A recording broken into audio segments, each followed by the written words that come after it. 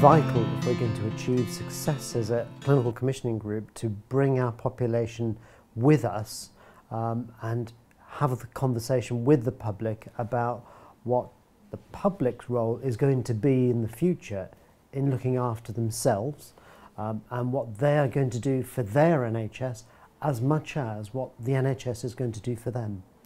And that's quite a different change and a different dynamic in the relationship between the NHS and the public and patients. None of the decisions taken by the CCG will be taken without first asking local people what they want. So all of that feedback does get to the governing body. They consider it in their decisions, and then we feed back to the local people what we've done as a result. I think on the one hand we've got to have patients involved in shaping services in Stockport and nationally, but also I think it's really important that we as GPs we see the patients that come and see us, but it's very easy to forget the patients that don't come.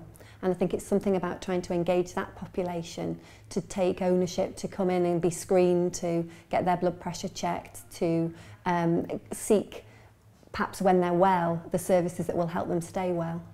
The idea behind the pilot was to explore patient and public involvement within general practice and look at how the emerging CCGs could be supported in developing that and embedding that into their day-to-day work. I think we have made it difficult because we haven't gone out into the communities and targeted various different patients. We've always gone to the same groups. We've always had the opinions of the same types of patients. So it's really important that we get a variety. Such as our engagement, where we went out to groups for the parent engagement groups. We went to the ethnic diversity service, we went to the supporting housing groups. So we had a variety of service users and patients that we targeted. I think that people who are service users do want to be involved in services, for most of them, but that's not everybody by any means. We need the whole public engagement. If we are to do something about really improving health in this country, it's about prevention, and that's the whole of the public. And that's why we have got to work together on all aspects of prevention, rather than simply waiting till citizens become patients and with conditions that need treatment. But we have about 5,000 patients at the practice, and of those we probably regularly see about 1,500, which leaves a big population who may come generally when they're unwell. And so yeah, it's something about trying to reach that population and make sure they have equity of access really into services that they perhaps don't know exist. The more useful sort of road in really was to start working with the practice managers.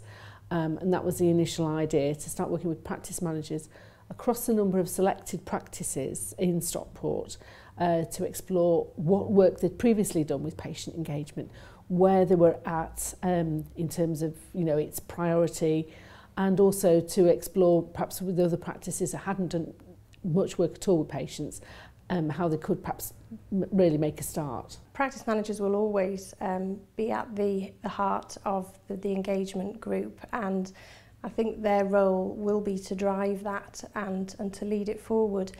But I do feel that everybody in general practice has a part to play in the patient engagement, from a receptionist right through to a GP, and possibly even beyond that with the clinical commissioning groups and and other local services. Papers and proposals that go to the meeting, they first have to be checked to see have they had any patient engagement on them. At the start of a paper you'll give some information, so there's all the data about health. There should also be a section in there that says who have we spoken to and what are their views. So none of the decisions taken by the CCG will be taken without first asking local people what they want. No, it's not just the job of practice managers, it's the job of the whole community, from the hospital to the health PCCs or CCGs as they will be known, right down to the grassroots. It's everybody's responsibility to look after their community and their health. We're doing a piece of work at the moment on prescribing, with the aim of reducing medication waste and encouraging people to take their medication properly. So rather than just doing a big bang campaign and talking about how much money is wasted in the NHS, which is usually the focus of these campaigns, we've got some members of the public coming in to talk about what might be the best messages to encourage people. One of the early examples is that we've gone out to look at how we integrate our community sexual health service with the GUM service, and we've gone to young people within a local college and asked them, is it a good idea to have services available on one site so that you can get all the service that you need for that particular issue delivered at one appointment. And we've had very positive feedback from that event so far, and that's being fed into how we shape that service. It's very important to get the views of patients because we wanted to find out how they were using the out-of-hours service and what they felt good about it. Whether the location was convenient for them and also if they found the service easy to access. We started by drawing up a patient questionnaire and we uploaded that onto the Citizen Space website.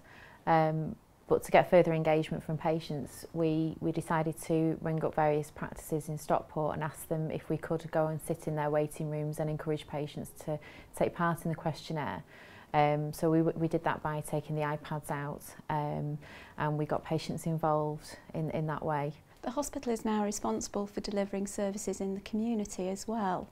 So as we start to move along that path and integrating services, we want to engage with users to find out how they want the services delivered to inform our service development. It's very easy to ask questions, but if you don't see the outcome and the comments come to fruition, then why bother? So I think, you know, that we've made, certainly for Stockport and certainly within our practice and as part of the national scheme to try and improve patient engagement, there's a feedback mechanism through the website and through email again that gives that feedback to patients. I think it's really important because otherwise I think people will lose interest. One of the big comments we've had a lot from people is in the past is that we go out and engage with them and then it's radio silence, they hear nothing, so they don't know if we've used it or not. A key function of this website is that after you've got the results, you publish them online. We also send them out to people and we go back to people and we said, based on what you said, this is what we've done as a result.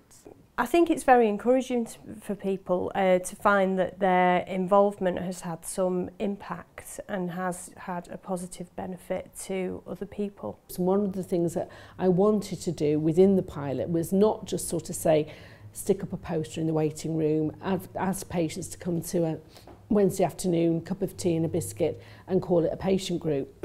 We wanted to do something a little bit different, and that was a challenge for the pilot. So, for example, I worked with some practices around patients with specific conditions who might be interested in joining a patient group that also had that theme in common.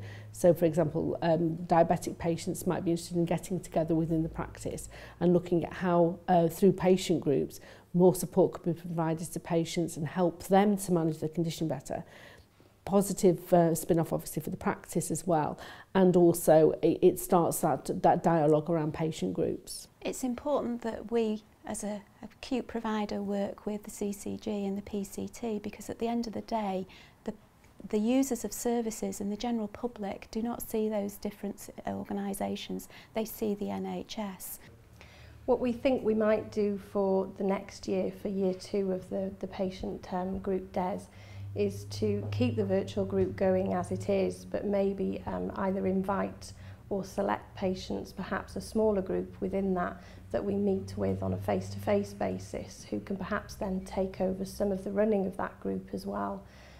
We hope that perhaps if our patients see other patients becoming more involved, it might actually encourage them to become even more involved themselves and maybe even create a bigger group. My view of public service is it should be about serving the public in an integrated way.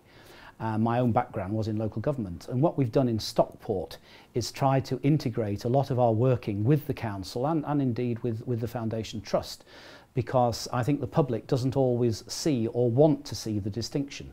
We should actually look at people as whole people, not as recipients of different services. We need to engage with the public before they become patients in changing their lifestyles, looking after themselves, eating more healthily, not smoking, not drinking to excess, using best sexual health practices, all these health promotion ideas that have been around for years, really haven't got traction with the public till now.